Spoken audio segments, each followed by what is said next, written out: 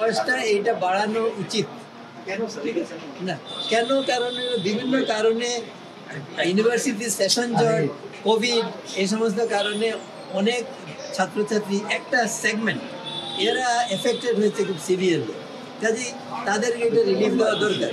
আর সার্বিক পরিস্থিতিতে পৃথিবীতে আমেরিকায় তো কোনো বয়সই নেই চাকরি প্রবেশের। অন্যান্য জায়গায় পার্শ্ববর্তী দেশগুলোতে অন্যান্য দেশে বয়স এমনিতেই বেশি আছে, বিভিন্ন সময় হয়েছে। কাজে আমরা এতদিন এটা অবশ্যই যৌক্তিক যে এটা বাড়ানো দরকার, কিন্তু কতটুকু বাড়ানো দরকার এটা আজকে আমি বলতে পারছি না। আমরা এখন সবকিছু পর্যালোচনা করে আমরা সিদ্ধান্ত নেব কতটুকু বাড়ানো। হ্যাঁ, সেটা তারা, আমি বললাম তো তাদের দাবি তো তারা বলেছে। আমরা এখন কমিটি আমাদের সিদ্ধান্ত দেব, আমরা সেটা আমরা এটা নিয়ে আলাপ আলোচনা করবো, আমরা আরো ভালো করে দেখবো, দেখে তারপরে আমাদের সিদ্ধান্ত।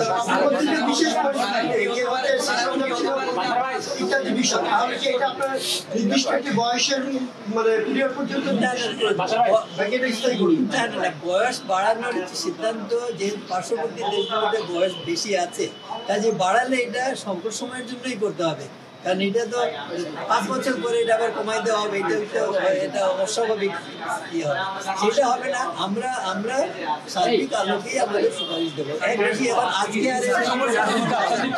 আর জনপ্রশাসন সংস্কার কমিটিরও শুরু করবেন আমি কেমনে বলবো, এটা তো